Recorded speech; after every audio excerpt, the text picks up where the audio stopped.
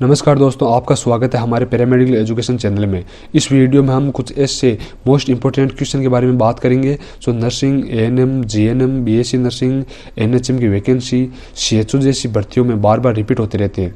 इसलिए दोस्तों इस वीडियो को पूरा जरूर देखिए। साथ ही चैनल पर नए हो तो चैनल को सब्सक्राइब करना ना भूलिए, क्योंकि इस प्रकार के कई मोस्ट इंपॉर्टेंट क्वेश्चन और आने वाली वैकेंसी के बारे में और पहले हुई भर्तियों के पेपर, सिलेबस और इस प्रकार की कई जानकारी भरी वीडियो लाते हैं। तो दोस्तों अब हम पहले क्वेश्चन के बारे में बात करते हैं। तो पहला क्वेश्चन है कि कोशिकाओं द्वारा लिए हुए आर को ऊर्जा में बदलने के लिए जिम्मेदार होता है। तो इसके लिए हमारे पास जो 4 ऑप्शन है उसमें पहला ऑप्शन है वो है माइटोकॉन्ड्रिया, दूसरा ऑप्शन है राइबोसोम, तीसरा ऑप्शन है न्यूक्लियोप्लाज्म और चौथा ऑप्शन है वो है कोई नहीं। तो दोस्तों इसमें जो राइट ऑप्शन होगा वो होगा ए, माइटोकॉन्ड्रिया। यानी कोशिकाओं द्वारा लिए हुए आर को ऊर्जा में बदलने के लिए माइटोकॉन्ड्रिया सबसे ज़्यादा जिम्मेदार होता है। अब हम नेक्स्ट क्वेश्चन के बारे में बात करते हैं कि फ्लैजिला किससे बने होते हैं। तो इसके लिए हमारे पास जो 4 ऑप्शन है उसमें पहला ऑप्शन है वो है प्रोटीन से, दूसरा ऑप्शन है वो है माइटोकॉन्ड्रिया से, तीसरा ऑप्शन है वो है वसा से, चौथा ऑप्शन है वो है विटामिन से। तो दोस्तों इसमें जो राइट ऑप्शन होगा वो होगा ए, प्रोटीन से। फ्लैजिला प्रोटीन से बने होते हैं। इसी तरह नेक्स्ट क्वेश्चन के बारे में बात करते हैं कि निम्न में से कौन सा मुंह के कैंसर के लिए उत्तरदायी होता है। तो इसमें हमारे पास जो 4 ऑप्शन है उसमें पहला ऑप्शन है शराब का अधिक मात्रा में सेवन, दूसरा ऑप्शन है वो है सुपारी का अधिक सेवन, तीसरा ऑप्शन है वो है ज़्यादा गर्म व ठंडा भोजन खाना और जो चौथा ऑप्शन है वो है उपयुक्त सभी। तो दोस्तों इसमें जो राइट ऑप्शन होगा वो होगा डी, उपयुक्त सभी। अब हम नेक्स्ट क्वेश्चन के बारे में बात करते हैं कि न्यूक्लियर झिल्ली के अंदर क्या कहते हैं, या जो मतलब अंदर क्या होता है। तो इसमें हमारे पास जो 4 ऑप्शन है उसमें पहला ऑप्शन है वो है कोशिका द्रव्य, दूसरा ऑप्शन है वो है जीव द्रव्य, तीसरा ऑप्शन है वो है न्यूक्लियोप्लाज्म और चौथा ऑप्शन है वो है कोई नहीं। तो दोस्तों इसमें जो राइट ऑप्शन होगा वो होगा सी, न्यूक्लियोप्लाज्म। यानी न्यूक्लियर जेली के अंदर न्यूक्लियोप्लाज्म होता है।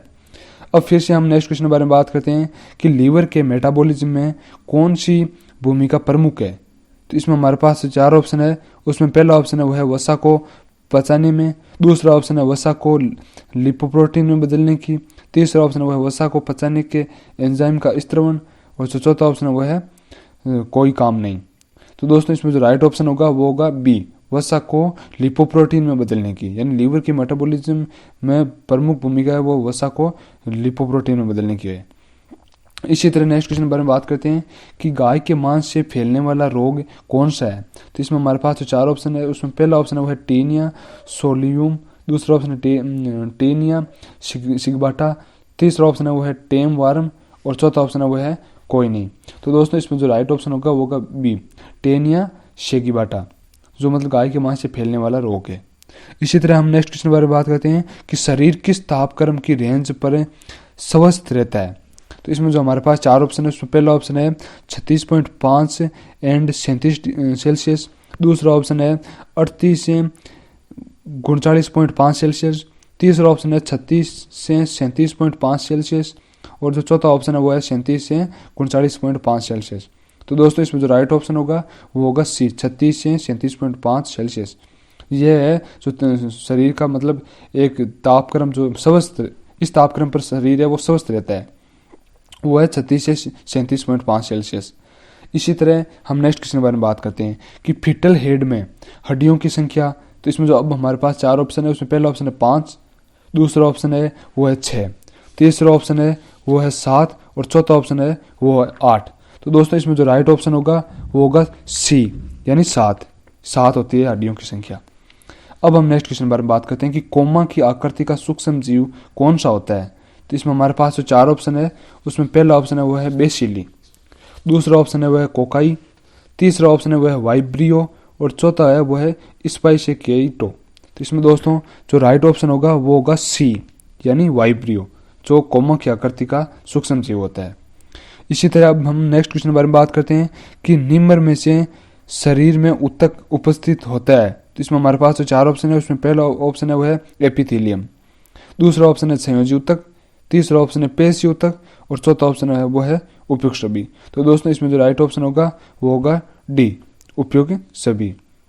इसी तरह हम नेक्स्ट क्वेश्चन के बारे में बात करते हैं कि शीतलन बक्से यानी कोल्ड बॉक्स में टीके का कब तक ठंडा रखा जा सकता है। तो इसमें हमारे पास जो 4 ऑप्शन है उसमें पहला ऑप्शन है वो है 6 FNU, दूसरा ऑप्शन है 7 FNU, चौथा ऑप्शन है 8 FNU और जो चौथा ऑप्शन है वो है 15 FNU। तो दोस्तों इसमें जो राइट ऑप्शन होगा वो होगा बी, 7 FNU। अब फिर से हम नेक्स्ट क्वेश्चन के बारे में बात करते हैं कि फाइलेरियासिस का उपचार किस औषधि द्वारा किया जाता है। जिसमें हमारे पास जो 4 ऑप्शन है उसमें पहला ऑप्शन है वो है डिजाइक्सिन, दूसरा ऑप्शन है वो है डीथाइलिन कार्कामेजिन, और तीसरा ऑप्शन है वो है कार्नेट एडिक्शन, और चौथा ऑप्शन है वो है एस्प्रिन। तो दोस्तों इसमें जो राइट ऑप्शन होगा वो होगा बी, डीथाइलिन कार्बामेजिन, जो फाइलेरियासिस का उपचार की औषधि है। अब हम नेक्स्ट क्वेश्चन के बारे में बात करते हैं कि हड्डी तोड़ बुखार यानी ब्रेक बोन फीवर किसे कहते हैं। तो इसमें हमारे पास जो 4 ऑप्शन है उसमें पहला ऑप्शन है पीलिया, दूसरा ऑप्शन है वो है मलेरिया बुखार, तीसरा ऑप्शन है वो है डेंगू बुखार, और चौथा ऑप्शन है वो है टाइफाइड।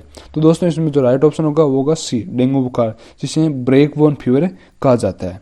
इसी प्रकार दोस्तों अब हम नेक्स्ट क्वेश्चन के बारे में बात करते हैं। तो नेक्स्ट क्वेश्चन है कि कोशिका विभाजन के समय महत्वपूर्ण भूमिका है। तो इसमें हमारे पास जो 4 ऑप्शन है उसमें पहला ऑप्शन है वो है राइबोसोम, दूसरा ऑप्शन है वो है सेट्रोसोम, तीसरा ऑप्शन है वो है ऑक्सीसोम, और चौथा ऑप्शन है वो है लाइसोसोम। तो दोस्तों ये काफ़ी इंपॉर्टेंट क्वेश्चन है और इसका जो राइट आंसर है वो आपको नीचे कमेंट बॉक्स में देना है। फिर इसका जो राइट ऑप्शन होगा वो हम नेक्स्ट वीडियो में बता देंगे। इसी तरह हमने पिछले वीडियो में पूछा था कि अल्जाइमर रोग में मनुष्य के शरीर का कौन सा भाग प्रभावित होता है। तो दोस्तों इसमें हमारे पास जो 4 ऑप्शन थे उसमें पहला ऑप्शन था वो था फेफड़े, दूसरा ऑप्शन था मस्तिष्क, तीसरा ऑप्शन था कान, और चौथा ऑप्शन था वैक्स। तो इसमें दोस्तों जो अधिकतर जो आंसर आए हैं वो आए हैं बी, मस्तिष्क, और इसका जो राइट आंसर है वो भी यही है, बी, मस्तिष्क।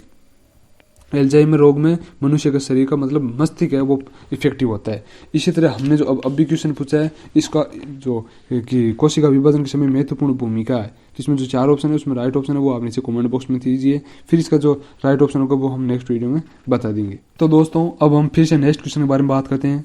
नेक्स्ट क्वेश्चन है कि इंटरमिटेंट फीवर निम्नलिखित कौन सी बीमारी में पाया जाता है। तो इसके लिए हमारे पास जो 4 ऑप्शन है उसमें पहला ऑप्शन है वो है ट्यूबरक्लोसिस, दूसरा ऑप्शन है वो है टाइफाइड, तीसरा ऑप्शन है वो है मलेरिया, और चौथा ऑप्शन है वो है मेनिनजाइटिस। तो दोस्तों इसमें जो राइट ऑप्शन होगा वो होगा सी, मलेरिया। मलेरिया में इंटरमिटेंट फीवर पाया जाता है। अब हम नेक्स्ट क्वेश्चन के बारे में बात करते हैं कि निम्नलिखित में किस बीमारी की जांच हेतु लीवर बायोप्सी की सलाह दी जाती है। तो इसके लिए हमारे पास जो 4 ऑप्शन है उसमें पहला ऑप्शन है पीलिया, दूसरा ऑप्शन है वो हेपेटाइटिस, तीसरा ऑप्शन है वो है वर्ल्ड डिस्क्रेसिया, और चौथा ऑप्शन है वो है हेपेटिक ट्यूमर। तो दोस्तों इसमें जो लीवर बायोप्सी की सलाह है दी जाती है उसमें जो ये राइट ऑप्शन है वो है डी, हेपेटिक ट्यूमर, यानी हेपेटिक ट्यूमर जब होती है तो उसमें लीवर बायोप्सी की सलाह दी जाती है। अब हम नेक्स्ट क्वेश्चन के बारे में बात करते हैं कि टाइफाइड बीमारी में होने वाले अतिसार का प्रकार निम्नलिखित है। तो इसके लिए हमारे पास जो 4 ऑप्शन है उसमें पहला ऑप्शन है वो है खूनी डायरिया, दूसरा ऑप्शन है चावल पानी डायरिया, तीसरा ऑप्शन है मटर सूप डायरिया, और चौथा ऑप्शन है वो है फोम डायरिया। तो दोस्तों इसमें जो राइट ऑप्शन होगा वो होगा सी, मटर सूप डायरिया। अब हम फिर से नेक्स्ट क्वेश्चन के बारे में बात करते हैं कि MMR का टीका किस आयु में दिया जाता है। तो इसके लिए हमारे पास जो 4 ऑप्शन है उसमें पहला ऑप्शन है जन्म के समय, दूसरा ऑप्शन है कि 3 महीने की उम्र में, तीसरा ऑप्शन है वो है 6 महीने की उम्र में, और जो चौथा ऑप्शन है वो है 12 से 15 महीने की उम्र में। तो दोस्तों इसमें जो राइट ऑप्शन है वो है डी, 12 से 15 महीने की उम्र में MMR का टीका दिया जाता है। तो दोस्तों अब हम फिर से नेक्स्ट क्वेश्चन के बारे में बात करते हैं कि निम्न में से साइमीज ट्विंस को किस और नाम से जाना जाता है। तो इसके लिए हमारे पास जो 4 ऑप्शन है उसमें पहला ऑप्शन है वो है डिजाइगोमेटिक ट्विंस, दूसरा ऑप्शन है मोनोजाइगोमेटिक ट्विंस, तीसरा ऑप्शन है यूनिजाइगोमेटिक ट्विंस, और चौथा ऑप्शन है वो है कंजाइंट ट्विंस। तो दोस्तों इसमें जो राइट ऑप्शन होगा वो होगा D, conjoint twins. Conjoint twins को साइमीज ट्विंस भी कहते हैं। अब हम फिर से नेक्स्ट क्वेश्चन के बारे में बात करते हैं कि गर्भावस्था के दौरान चेहरे पर होने वाली रंजकता को कहते हैं। तो इसके लिए हमारे पास जो 4 ऑप्शन है उसमें पहला ऑप्शन है वो है नीनिया नाइग्रा, दूसरा ऑप्शन है वो है क्लोइस्मा ग्रेविडेरम, तीसरा ऑप्शन है वो है लीनिया एल्बा, और चौथा ऑप्शन है वो है एट्राई ग्रेविडेरम। तो दोस्तों इसमें जो राइट ऑप्शन होगा वो होगा बी, क्लोइस्मा ग्रेविडेरम। चेहरे की होने वाली रंजकता को क्लोइस्मा ग्रेविडेरम कहते हैं गर्भावस्था के दौरान। अब हम नेक्स्ट क्वेश्चन के बारे में बात करते हैं कि गर्भ शिशु के दाएं आलिंद से बाएं आलिंद में रक्त किसके द्वारा जाता है। तो इसके लिए हमारे पास तो 4 ऑप्शन है उसमें पहला ऑप्शन है शीरावाहिनी, दूसरा ऑप्शन है वो है डक्ट आर्टियोसिस, तीसरा ऑप्शन है वो है अंडाकार रंध्र, और चौथा ऑप्शन है वो है महारंध्र। तो दोस्तों इसमें जो राइट ऑप्शन है वो है सी, अंडाकार रंध्र, जिसके द्वारा दाएं आलिंद से बाएं आलिंद में ब्लड जाता है गर्भ शिशु के। अब हम फिर से नेक्स्ट क्वेश्चन के बारे में बात करते हैं कि भ्रूण का कंकाल एक्सरे में कब दिखता है। तो इसके लिए हमारे पास तो 4 ऑप्शन है उसमें पहला ऑप्शन है कि 10 सप्ताह, दूसरा ऑप्शन है वो है 12 सप्ताह, तीसरा ऑप्शन है वो है 14 सप्ताह और चौथा ऑप्शन है वो है 16 सप्ताह। तो इसमें दोस्तों जो राइट ऑप्शन होगा वो होगा डी 16 सप्ताह। भ्रूण का कंकाल एक्सरे में 16 सप्ताह के बाद दिखाई देता है। अब हम फिर से नेक्स्ट क्वेश्चन के बारे में बात करते हैं कि फर्टिलाइजेशन कहाँ पर होता है। तो इसके लिए हमारे पास तो 4 ऑप्शन है। उसमें पहला ऑप्शन है वो है यूटरस, दूसरा ऑप्शन है फेलोपियन ट्यूब, तीसरा ऑप्शन है वो है ओवेरी और चौथा ऑप्शन है वो है वेजाइना। तो दोस्तों इसमें जो राइट ऑप्शन होगा वो होगा बी फेलोपियन ट्यूब, यानी फर्टिलाइजेशन की जो क्रिया होती है वो फेलोपियन ट्यूब में होती है। इस प्रकार दोस्तों हमने मोस्ट इंपॉर्टेंट क्वेश्चन के बारे में बात की है। तो अगर ये क्वेश्चन आपको अच्छे लगते हैं तो इस वीडियो को लाइक करें, अपने दोस्तों के साथ शेयर करें और चैनल पर नए हो तो चैनल को सब्सक्राइब करें। Thanks for watching.